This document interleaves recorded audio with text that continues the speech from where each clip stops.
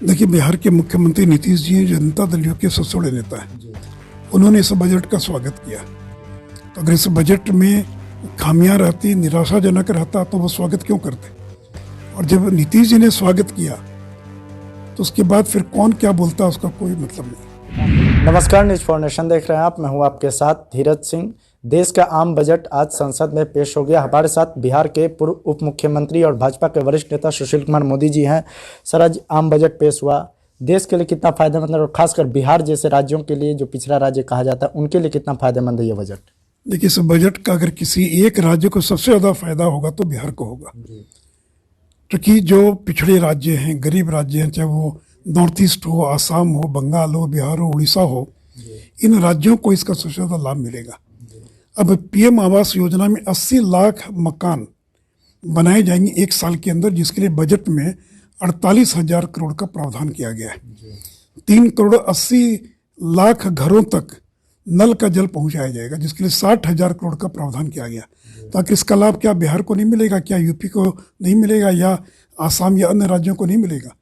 तो इसलिए देखिए, केंद्रीय बजट किसी एक राज्य का बजट नहीं होता है, ये पूरे देश का बजट होता है। लेकिन अगर 25,000 किलोमीटर नए नेशनल हाईवे का निर्माण होगा तो क्या बिहार को उसका हिस्सा नहीं मिलेगा? बाकी तो जो विकसित राज्य वहाँ तो एनएच पहले से बना हुआ है, तो सबसे ज़्यादा एनएच का लाभ तो बिहार को मिलेगा। पीएम किसान निधि में 60,000 करोड़ का प्रावधान किया गया है, तो बिहार के भी 1.5-2 करोड़ किसानों को उसका लाभ मिलेगा, उनके भी खाते में 6,000 रुपया जाएगा।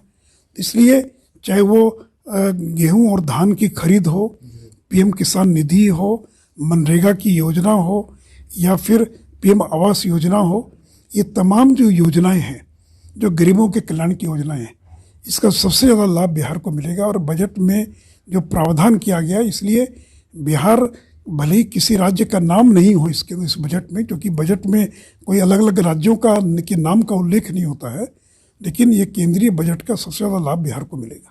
इस बजट में 60 लाख युवाओं को रोजगार देने की बात कही गई है, लेकिन विपक्ष की ओर से कहा जा रहा है कि केंद्र सरकार ने वादा किया था कि हर साल 2 करोड़ रोजगार का सृजन करेंगे, उसके बावजूद 60 लाख ही क्यों किया जा रहा है? देखिए, तो 60 लाख तो पीएलआई स्कीम के तहत का बताया गया। मनरेगा में क्या रोजगार पैदा नहीं होता है? अगर 25,000 किलोमीटर एनएच बनेगा तो सड़क कौन बनाएगा? आखिर लेबर बनाएंगे, लोग बनाएंगे, इंजीनियर लगेंगे, सप्लायर बनेंगे, तो क्या वो रोजगार नहीं है?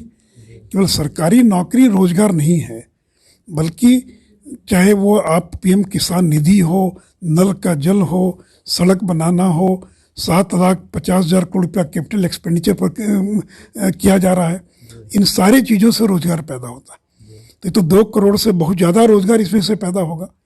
तो इसलिए देखिए, विपक्ष का तो काम है कुछ भी बोल देना, तो बोलने से कुछ नहीं होता है। लोगों को भरोसा है नरेंद्र मोदी पर, केंद्र की बीजेपी सरकार पर।